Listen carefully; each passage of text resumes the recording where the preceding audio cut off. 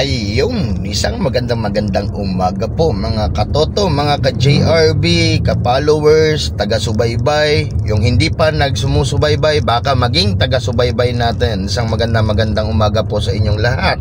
Muli po, ito na naman po ang inyong lingkod na si Mr. JRB. Samahan nyo na naman ako sa 15 minuto hanggang 30 minutong balitaktakan na siguradong kapupulutan nyo ng magandang idea, kaalaman, partikular dito sa ating industriya.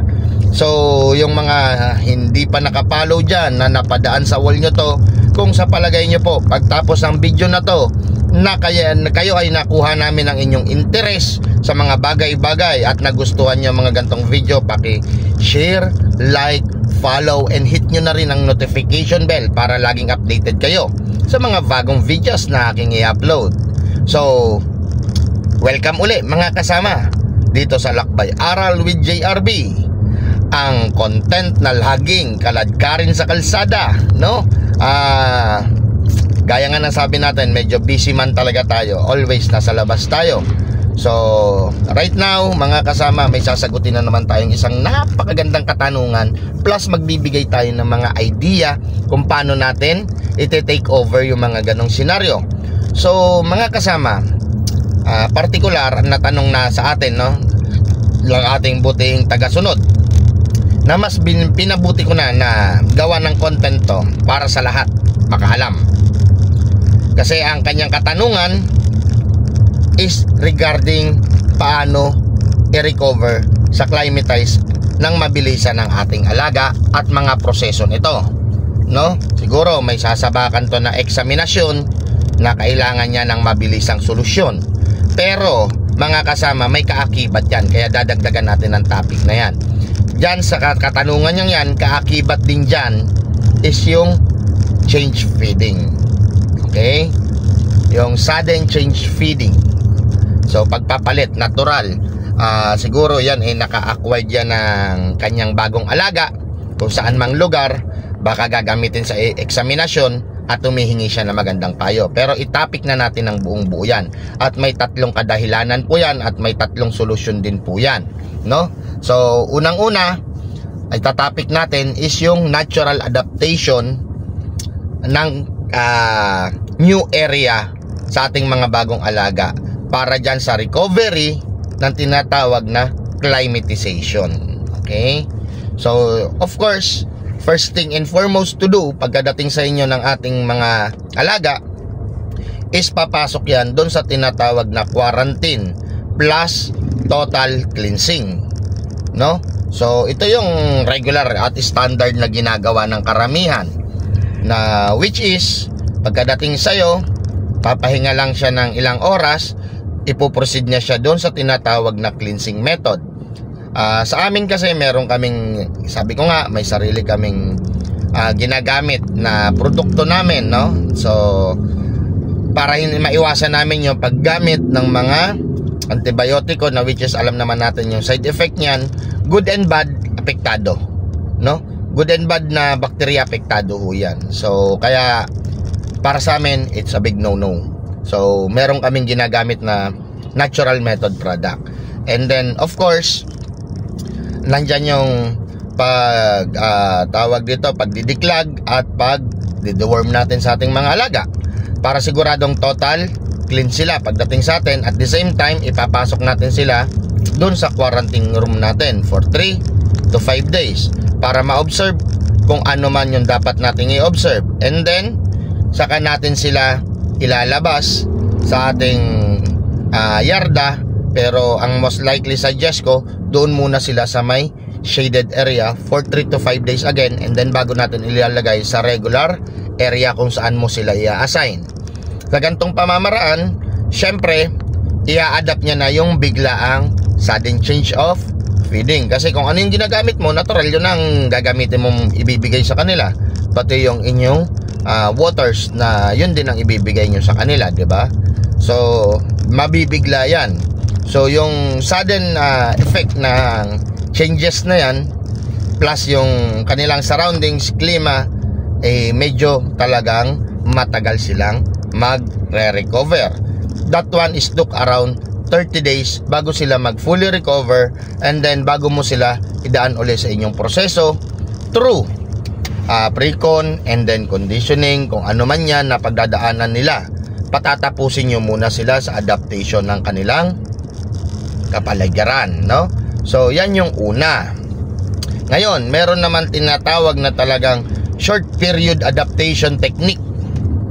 So pagkadating sa'yo, pagsasabayin mo na yung pagpapa-adapt kagad sa kanila ng iyong gawi, no? Ng inyong feeding, ng inyong tubig, at the same time sabay quarantine pero in open area. So dito may tinatawag tayong open area quarantine. So diyan nakalagak na sila diyan, no?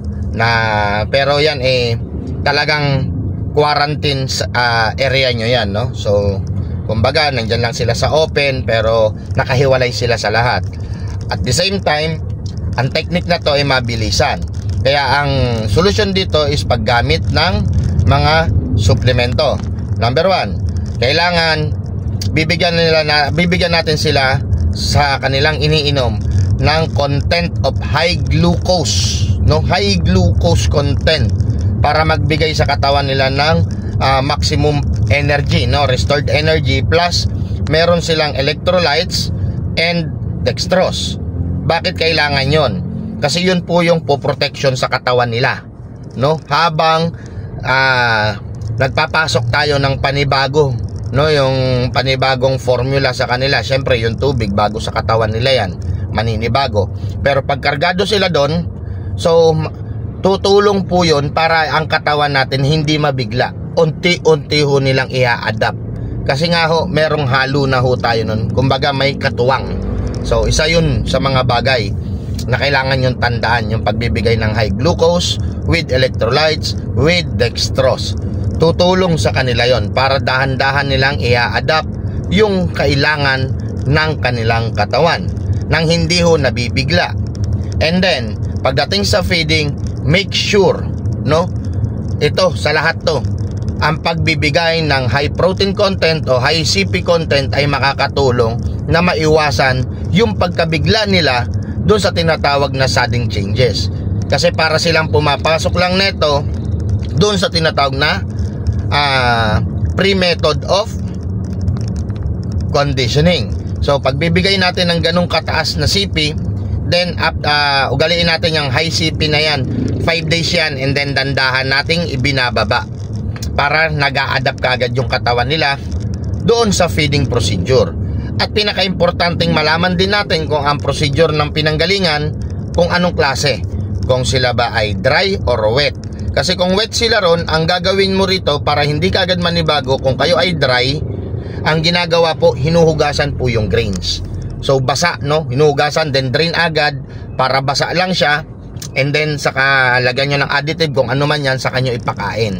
So at least pagpasok sa kanya, basa pa rin, pero unti-unting nagta-transition tayo into dry formula feeding. So ganun po yun. At itong mga bagay na sinasabi ko sa inyong to, ito ay 3 to 5 days fast adaptation yan. Kasi nasa open area sila, sinasabay na natin yung quarantine, sinasabay na rin natin sa kanila yung adaptation with the help of supplement technique, no? Saka yung protein technique. So yan yung isang bagay para doon sa fast formulation ng adaptations, kung talagang kinakailangan silang mag-adapt ng mabilisan. At syempre, pag nagpapa-adapt tayo ng ganyan mga kasama ng mabilisan within the 5 days, huwag nyong tigilan hong pakilusin yung mga yan. Bigyan nyo ng mga light exercise to extreme exercise, no? Kasi yan yung bagay na para yung katawan nila, yung locomotors ng katawan nila, kumilos ng kumilos, no? Kumbaga, non-stop yung pagtatrabaho ng kanilang tinatawag na sistema. Nang sa ganon, hindi nila maramdaman yung mga pagbabago agad sa kanilang pangangatawan at kapaligiran. At syempre, dyan sa open quarantine technique na yan, kailangan nyo pong mag-present ng babae o magpakita sa kanila ng babae. Nang sa ganon, matuto sila kaagad angkin ng territory. Magkaroon sila ng instinct to protect agad at angkinin yung teritoryong kung nasaan sila naroroon. Yan yung mga technique para mapabilis natin yung pagpapa-adapt. At meron naman talagang hindi maiiwasan, no, na kailangan talaga on the snap kasi gagamitin nyo. Short period na talaga, no? Very short, very tight. Kaya most likely yung mga ganyan, suggest ko mga kasama, kung kayo talaga ay hindi maiiwasan, no, at least 3 days before the examination, darating sila sa inyo at i-request nyo sa pinanggalingan na humingi na rin kayo nung ginagamit nilang feeds and ginagamit nilang tubig. Para nang sa ganon, pagdating dito, kung 1 liter yung pinadalang tubig, haluan nyo ng 1 liter din ng tubig na galing sa area ninyo. And then, ang gamitin nyo is yung feeds na ipapadala nila for 3 days na yan. Kailangan within 3 days na yan ay sumabak na kagad sa examination yan, no? So, and then isang suggest dyan, kapag ganyan po talaga yung dumadayo ka, kailangan well keep sila, talagang nakakip sila para maproteksyonan natin sila dun sa pagbabago ng kapaligiran, no? Ibinababa lang natin sila for stretching, pailaw, pero doon sa in tight area, no, yung hindi talaga sila papasukin nung tinatawag na singaw ng kapaligiran. Nang sa ganon, hindi mag-adapt yung kanilang pangangatawan at hindi maapektuhan ng sudden climate change. At the same time mga kasama, ito yung pinaka take note, no? Ang take note natin mga kasama dyan is ang epekto o lumalabas ang epekto ng tinatawag na climate change is most likely after 5 days. Saka makikita nyong naapektuhan sila nung tinatawag na climate change. Kaya kung wala silang panuporta na high protein level, glucose, supplements, kung ano man, makikita nyong biglang lalata sila, no? Because of the changes happening sa kanilang pangangatawan because of surroundings and climates and then foods and water, no, na ini-intake nila. So sa ganyan mga pamamaraan mga kasama na binabanggit ko sa inyo, makakatulong yan ng malaki, no? Malaki ang may tutulong sa inyo yan para alam nyo kung paano nyo maihahanda ang ating mga alaga sa mga darating na eksaminasyon, kung yan man ay acquired sa malayong lugar o bagong dating sa inyo, kung ano pa man.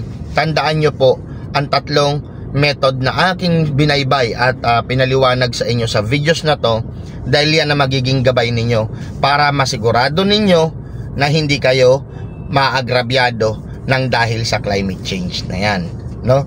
Yung climatization na tinatawag sa ating mga alaga. Kaya sa palagay nyo mga kasama, yung aking mga tips na yan ay nakakatulong sa inyo, o sa palagay nyo meron mabuting maidudulot itong bagong kaalaman na to na binaybay ko sa inyo, i-like nyo naman.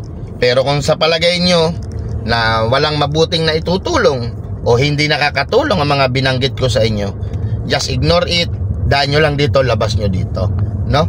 So ganon, ibig sabihin nun, talagang meron din kayong alam na pang sarili ninyo.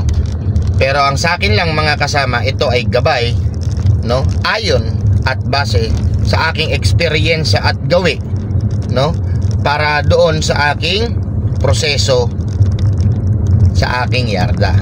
Kaya mga kasama, salamat sa panibagong 15 minutong pakikinig nyo na naman dito sa akin.